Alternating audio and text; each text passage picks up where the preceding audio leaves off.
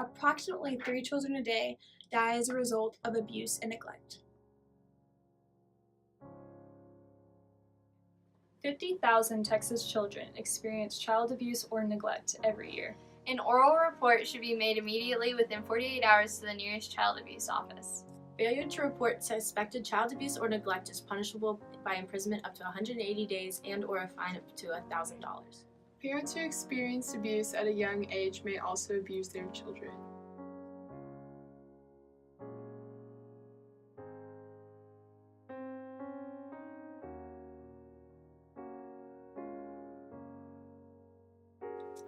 I would guess about 1 in 5 American children. Estimated maybe 400,000. 4 in 5? 4 in 10? I should know. Yeah. I have no idea. If I were to guess, I would say probably 50,000, hopefully less.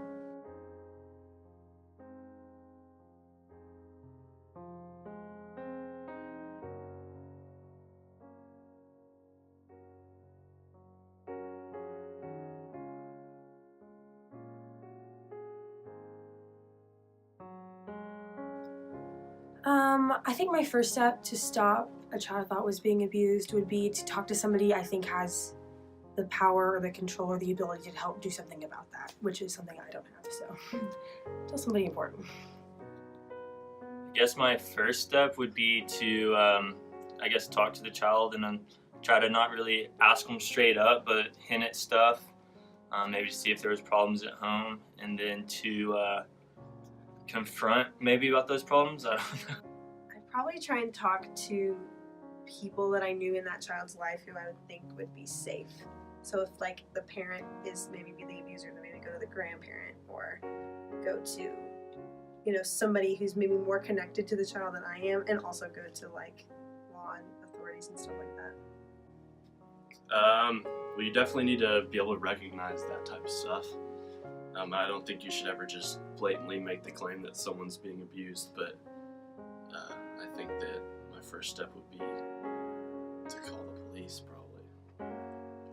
Or to notify, like, an adult close to them if I'm not close to the situation. That's not going to be directly my business to get involved, and it might not be best for the person being abused for me to get directly involved. So notify an adult close to the situation, a teacher, principal, anyone.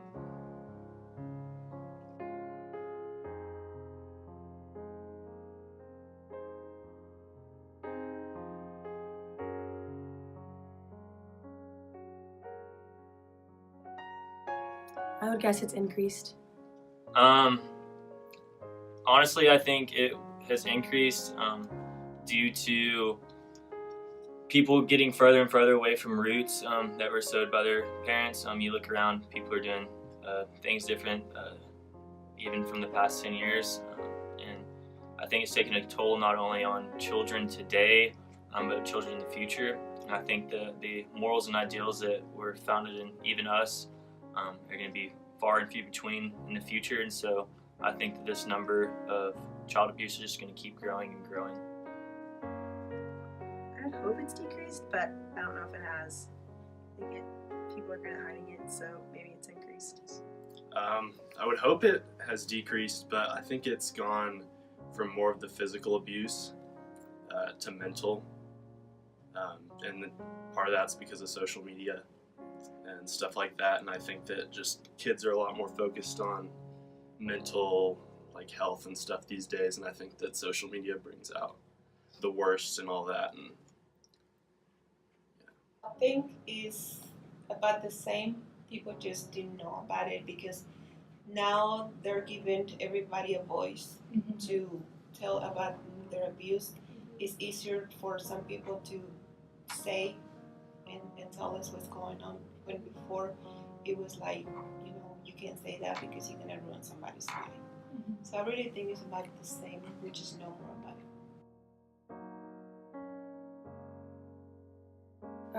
I would think sexual abuse is probably the most common type of child abuse. I'd say the most common type of child abuse, in my opinion, would probably be mentally abusive.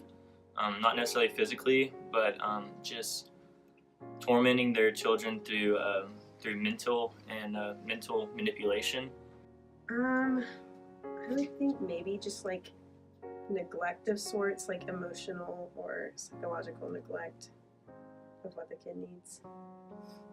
I think the stuff we see most on the media is physical abuse, stuff that can be like proven with a picture and stuff, and kids getting hit and stuff like that. But I think that that's not always the most common type, even though it's what we see. I think that once again, mental abuse is a big part, and parents just taking advantage of children because their children and their minds aren't fully developed the same way that ours are, and they don't think about things right. And so mental abuse is just, I think it's something that's going to keep happening and happening and happening, and it's harder for people to tell stuff like that. That I see is neglect most of the time. Yeah. And the reason is because some of the other the abuse, you don't really see it many times, but you can see neglect a lot.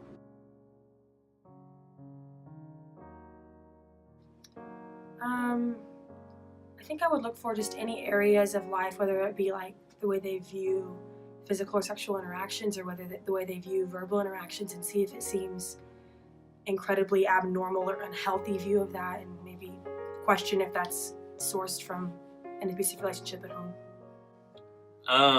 I mean, textbook answer would be, look for physical signs. I don't know whether it be bruises or, starving or things like that. I mean, you can see a lot of that in schools these days. But I think that one key issue that you can look for is a child looking and seeking for attention. I think that is one way that is a vital sign to see that something might not be right back at home, is if they're constantly seeking for attention because they're not getting that at home. And I think that's a key indicator to child abuse in the home setting. I would definitely look for physical signs, like if their body looks like they've been hurt, but also look for like emotional, like if they seem off in how they relate to other kids, or to me if I'm their teacher or something like that, see if it's what could be causing that maybe, and how they interact with their parents too. How they interact with people, you assume that to be affected if they've been abused. So just warning signs and stuff that sticks out. Any abnormal behavior that you don't see in a child, then you can say, that's a learned behavior. If you think it's a learned behavior, then it's a sign of abuse. But it doesn't mean it is, but I would probably be concerned and then report it to somebody.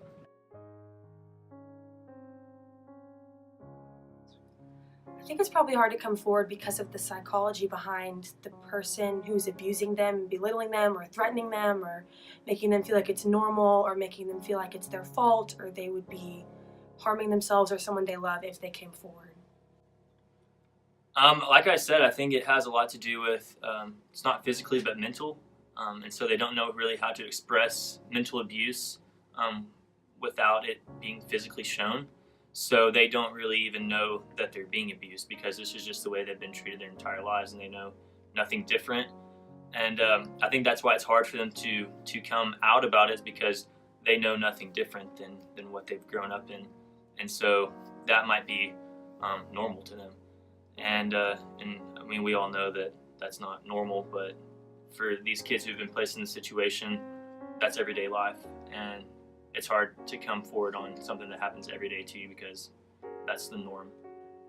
Because the person who's probably abusing the child is probably involved in their life in a lot of ways. I feel like it's probably normally a relative or something like that. So it's hard to not, they feel controlled also. So the psychological manipulation of feeling like they are unable to come forward without getting into more trouble and getting deeper into whatever they're struggling with. A lot of the times it also has to do with them not wanting to hurt their abuser.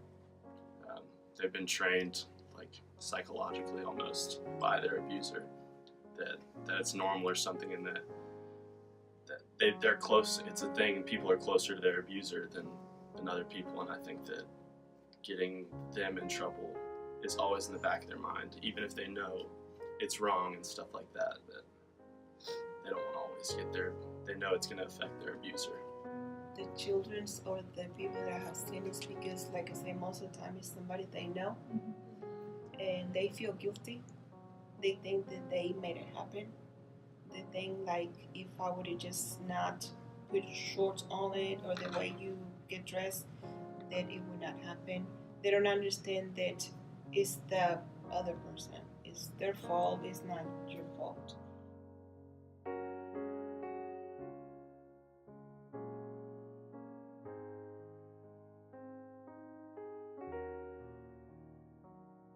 If you or someone you know are experiencing child abuse, call the 24-hour free hotline at 1-800-252-5400.